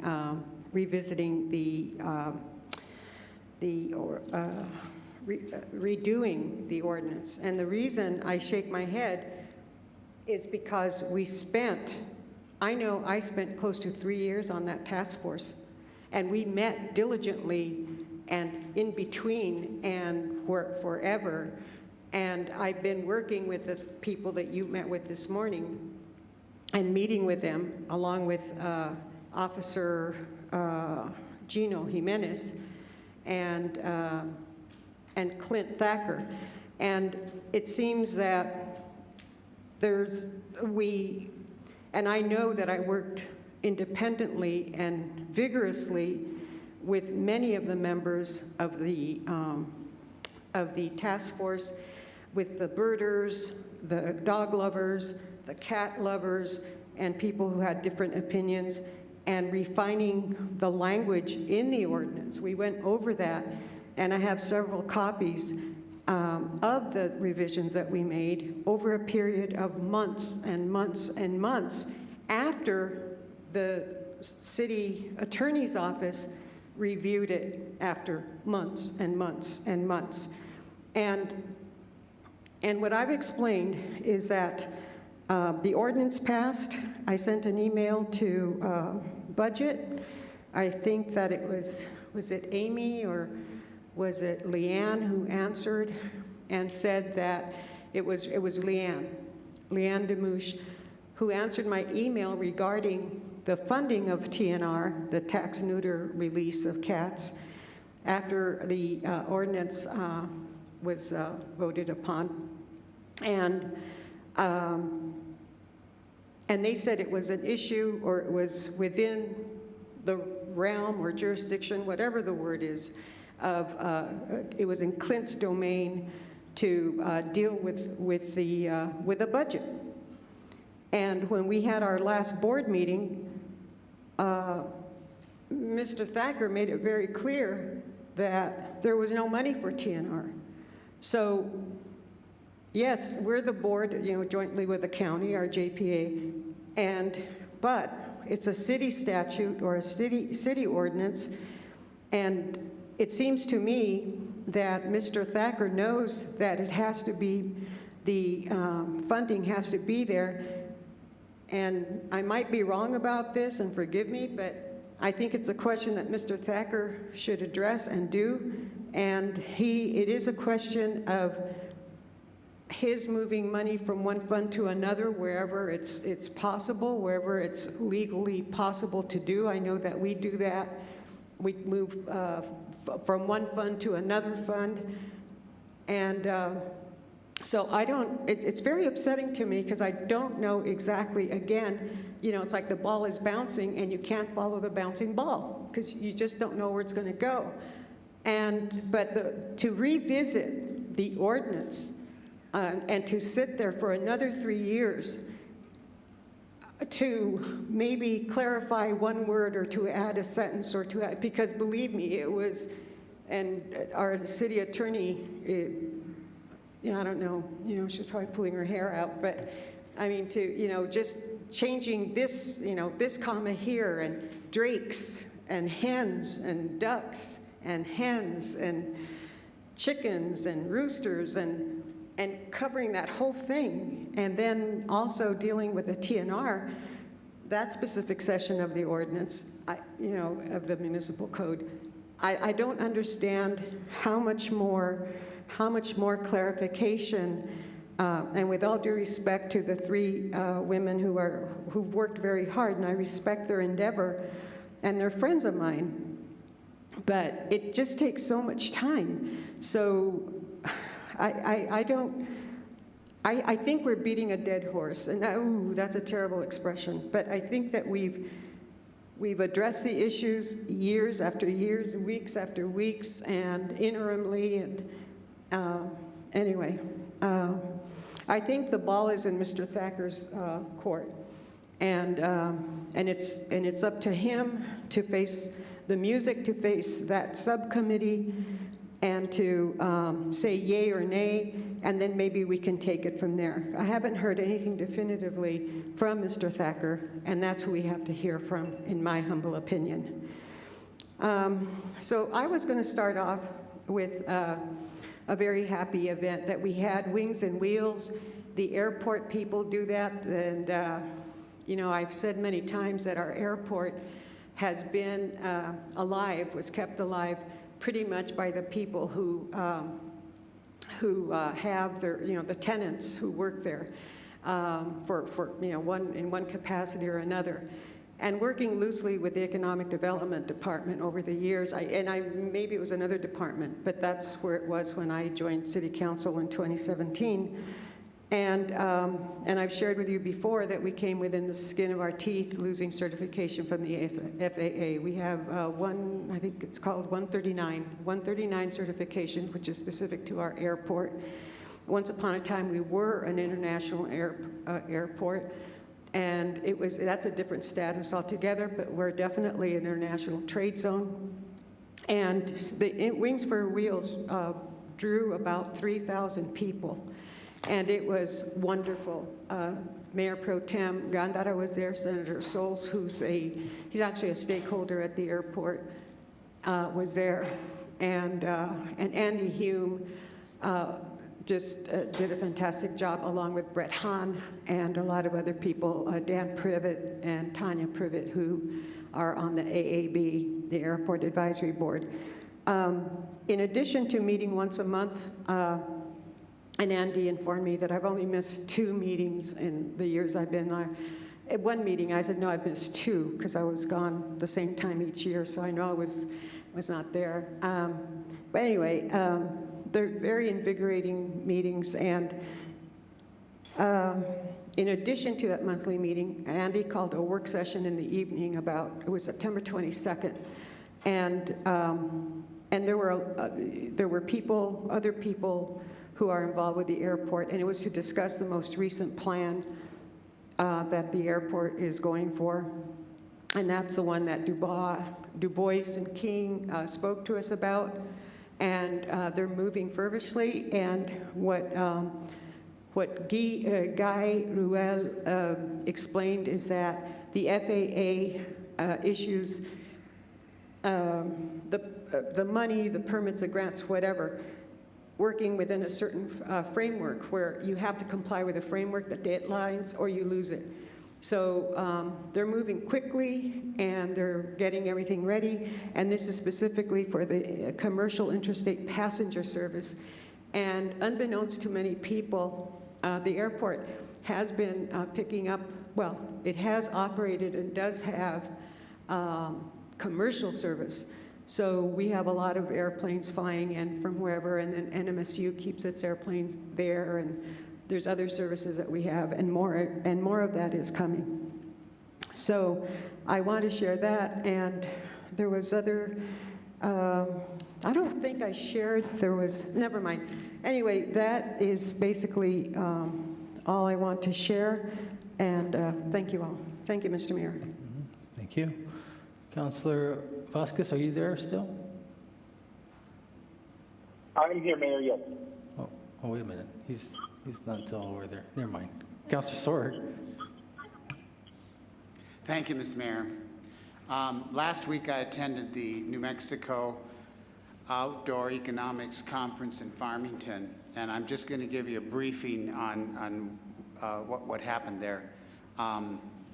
Go through some of the topics that they covered, the issues and items. But to start with, just to let you know, Governor Michelle Lujan Grisham was there, as well as the president of the Navajo Nation, Mayor of Farmington, Alicia Keys, the Secretary of Economic Development. Martin Heinrich had a message there. Axie Navas, our director for Outdoor Recreation Division in the Economic Development Department, as well as Stephanie Garcia Richards, Commissioner of Public Lands, and now they had a lot of important stuff to add to the meeting.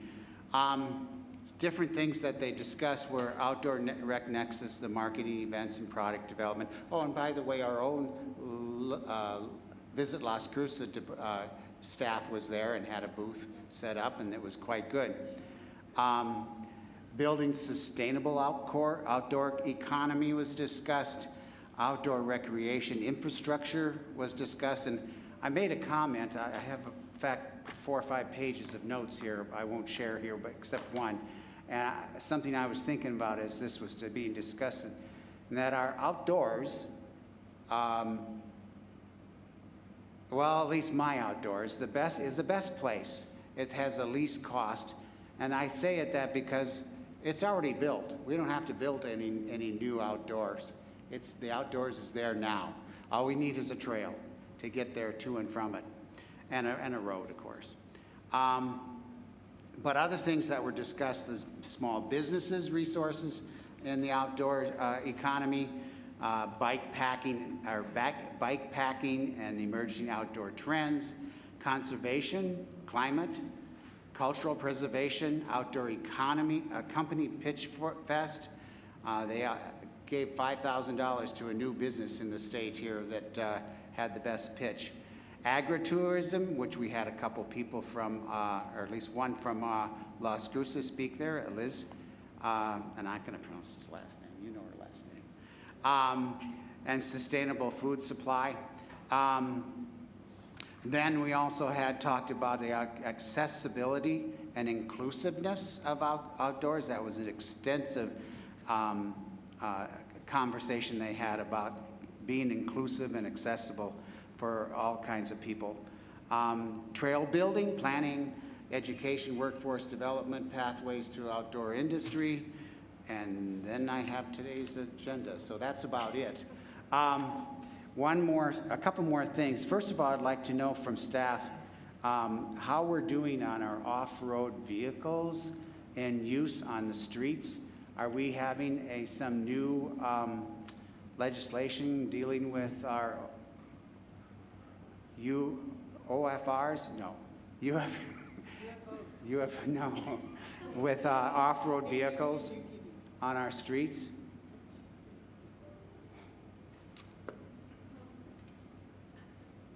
From anyone? I'm sorry, Councilor, It's a toss-up question. Can you repeat the question? What is the current status of new legislation for dealing with off-road vehicles on our street? When you say off-road, are you referring to the UTVs? UTVs, yeah. Okay, so I was talking... ATVs, UTVs, yeah. Well, the ATVs aren't allowed on the street. Yeah, well, they are, though. Well, They're okay, using it. That's an enforcement situation. But anyways, I think EFO has some information on those mobile cameras. You wanted to talk a little bit about that? Because if you recall, the mobile cameras and the police service aids were going to, at night, because I think that's when the biggest problem exists in your district. After 6, yeah. Okay. Thank you, Mayor and Council. So PD is looking into the mobile vans. I think that was brought up. Initially, we talked about reinstituting the cameras that were on the traffic lights, and I know there's some concern. We had a previous company that ran this before, maybe 5-6 years ago, and there's concern there that business is no longer, well, they're no longer in business. It was part of the write-off, and so the other option, I think it was presented by the mayor, was the mobile vans. And I don't know, DC Brock, if there's any update you have for us on the mobile vans.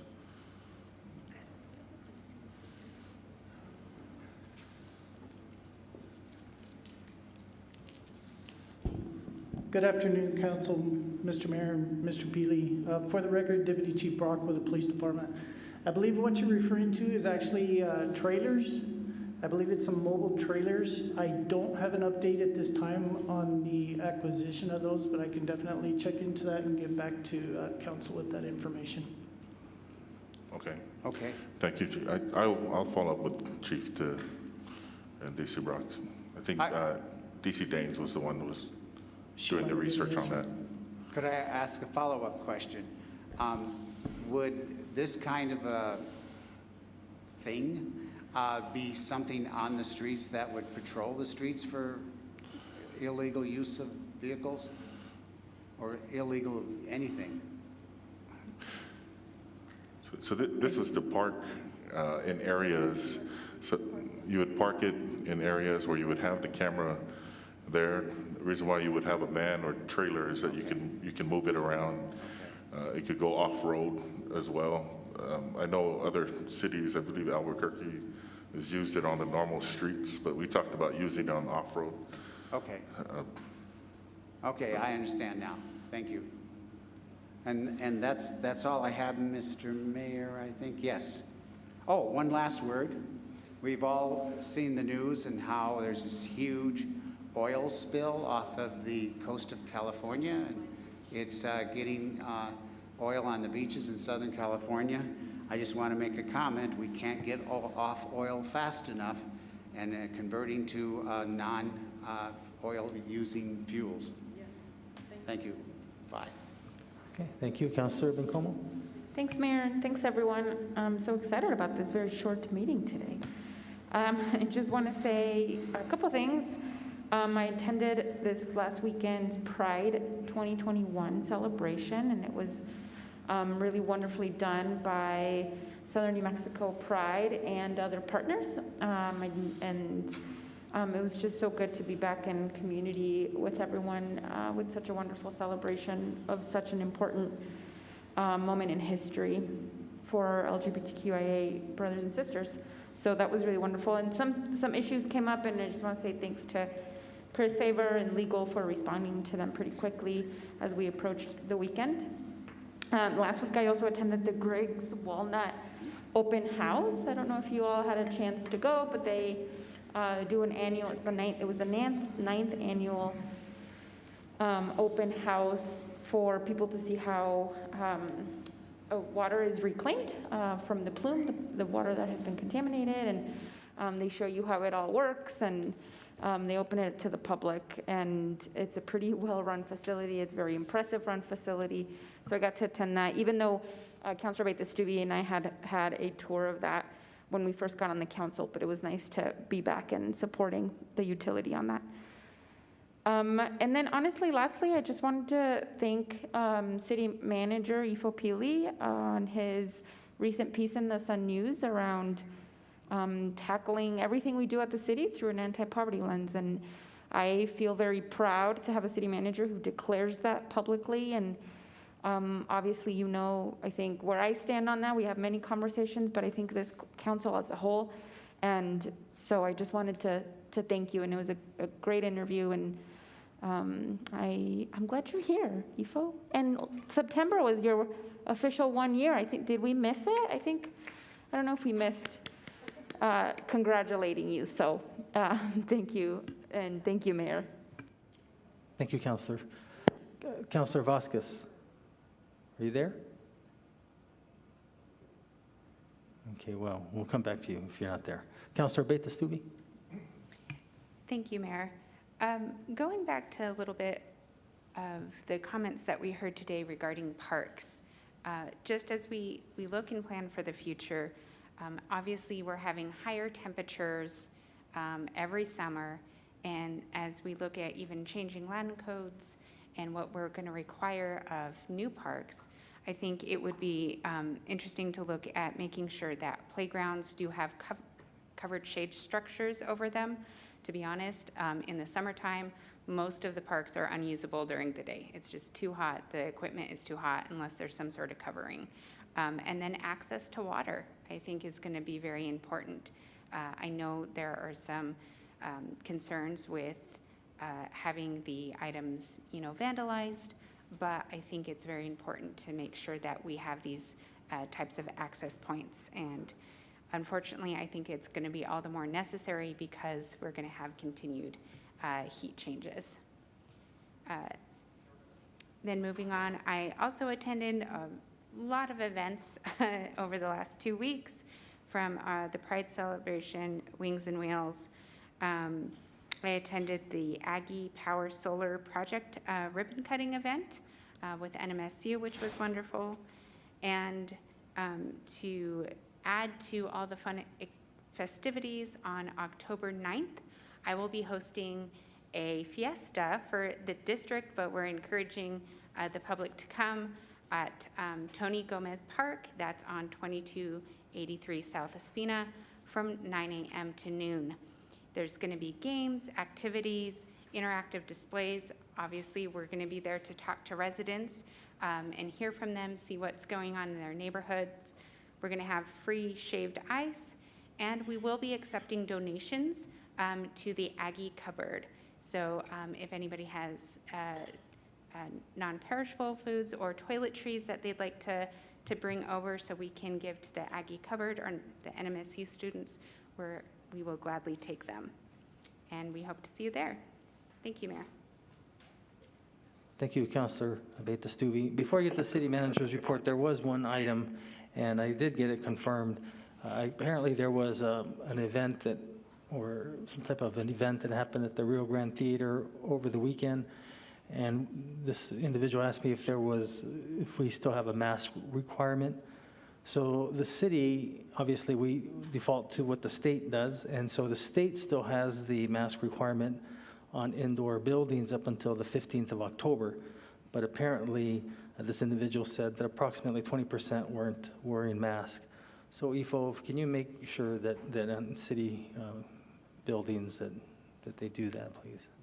Yeah, thanks. Okay, and now you're Mayor? Yes, Councilor Vasquez? Oh, no, thank you, Mayor. I'm sorry I have some spotty connection while I'm on the road here. I just want to let you know I'm back on. I'll skip my update for today because I hope I don't get disconnected again. But thank you, and pass it over to IFO. Oh, okay, thank you. All right, IFO. Thank you, Mayor and Council. Just a couple of updates. This is one that I'm very happy and excited to let you know about our insurance premiums and where we're at.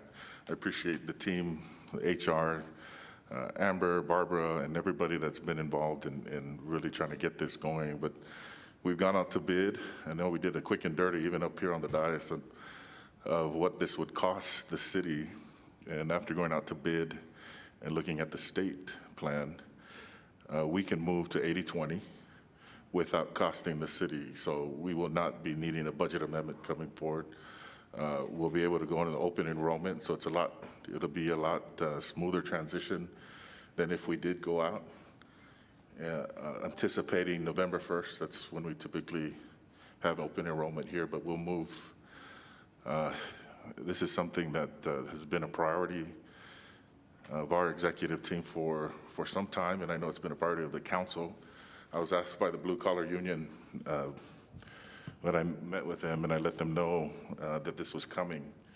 There was a specific question about the council and what they thought about this, and what kind of support. And I mentioned to them, and I'll mention to everybody here, I was very confident. I told them that this has not only been going to be supported, but it was actually encouraged by the council, and they really appreciate that. And I know I appreciate you and the opportunity that we have to do this and be able to take care of our staff. But this is something, I believe it's been a long time coming for our city employees. And, we've put a lot of things on hold because we wanted to get this out of the way when we're talking about our staff and the benefits and improving the quality of life for our staff. We've talked about poverty throughout the community. We want to make sure our staff members are taken care of, and this is one step forward. So very, very excited about that.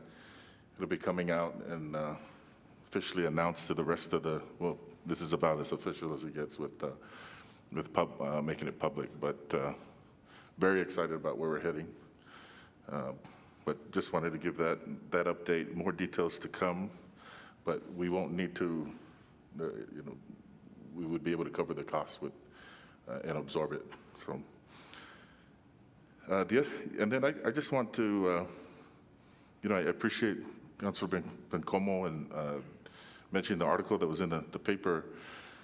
To be honest, I kind of skimmed through it. I didn't really read through the whole thing, and my hope was that what came through in there when I was interviewed, I believe last week, it was supposed to be about a year, my year mark. And I hope what really came through is that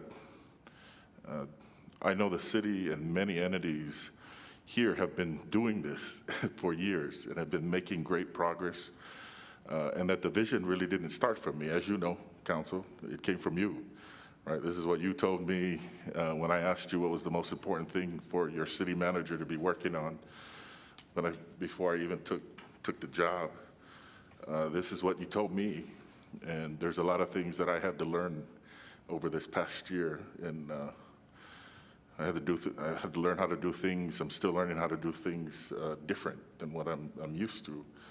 And what's really been, I guess, comforting for me is that we have so many resources here, so many people, so many agencies, so many nonprofits that are pounding the pavement, that are doing this day in, day out. We're not having to reinvent the wheel. We're just from the administration staff. As a city manager, I realize that this is where it has to start when it comes to our staff, and again, even internally, even our staff. Natalie's sitting here on the front row. I mean, she's been pounding the pavement for years, and so I really appreciate the support on this. It really gives some heart to. My first love has always been economic development, and this is really giving it a heartbeat. There's really a lot of, I was always excited to get up in the morning for economic development, but now it's even more meaningful when we realize what we're doing this for. So I appreciate the opportunity. Thank you for your support on that. And I think maybe I can just conclude with that. Thank you. Thanks, Ifo. Just a couple things before we close. So I want to take a moment to thank one of our colleagues here. And I know when she first got on board, she talked very heavily about whether or not we could move the percent of contribution. And I remember explaining how kind of the budget went and how we're going to have to be able to make those changes if we were to do that, even if we moved it a little bit. And Councilor Bencomo, I have to tell you, I have to give you credit. I mean, you stayed with it, and they went out to bid. And I just calculated roughly how much of a savings this is to city employees. It can go as low as $200 a month to $600. This is huge. This is basically a pay raise for anyone who has health insurance and no increase in their taxes, because this is after dollars income. So that's huge. Between 200. If you're a single person, you get the least amount, and the most expensive one, 600. That's a huge savings. So commend you on that. And then also, I know that you and Mayor Pro Tem and really others, Councilor Flores and Councilor Betastuvi, and Councilor Sort talk about poverty. And I know that was one of your number one questions when we were interviewing Ifo. So I just want to give you credit for what I know this is what you believe in, this is what you do every day, but I just wanted to tell you how I appreciate you and how much you just continue to stay with your mission. So anyway, that's all. Just want to say that. Mayor, can I add something I forgot? Please? Sure. It'll be quick. And thank you for that. I really appreciate you saying that. Absolutely. And there's a lot of talk recently about infrastructure and at the federal government. There's nothing more important than human infrastructure, and I feel like this is a huge investment in that. But I wanted to just say something I forgot. I know that some of the rental assistance programs ended September 30th. I haven't really heard much about their continuance. I think there is ARPA money to continue supporting people with rental assistance and utility assistance. But in the event that that does not happen or that's slow, I think it's important, Ifo, that we check back in with utilities about our own utility assistance program and ensuring that they have plenty of money to make sure there's no unneeded disconnections? Disconnections, yes. Thank you, Mayor. I had forgotten to mention that piece. Mayor, if I can just respond to that, because I do have an update. Delight just informed me that we have exhausted that fund. So we have reached the point where that fund's been exhausted. So we'll be bringing something forward. The county has had this rental assistance, and so what I wanted to do is really push toward the county. They've had money that they needed to spend, and they've extended. They have a different criteria, though, that it's not meeting the needs of everyone. I know our utility department has been working with them to try and get them there, so there's a gap. My hope was that they would just take that on, but we'll be coming back with an update on that. But we've just crossed the threshold. I believe maybe a couple weeks ago, Delilah, or maybe last month, but it has been exhausted.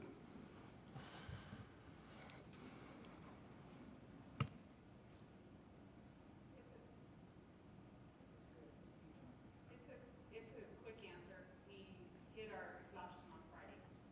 Oh, and I'm sorry, Delilah Walsh for the record. But we did fully exhaust our fund, and as Ifo explained, the Donna Anna funds are only for renter assistance. So if you're a mortgage holder or a leaser or a business, it does not help. So it's only for tenants and renters. Thank you. Okay, so if there's nothing further, entertain a motion to adjourn. So moved. Second. Motion made by Councilor Flores, second by Councilor Beta-Stuvi, that we adjourn. Christine? This is on the motion to adjourn the regular meeting. Councilor Beta-Stuvi? Yes. Councilor Vasquez? Yes. Councilor Bencomo? Yes. Councilor Sorg? Yes. Councilor Flores? Yes. Councilor Gambetta? Yes. Mayor? Yes. Okay, we are adjourned. It's 2:56 p.m. Thank you.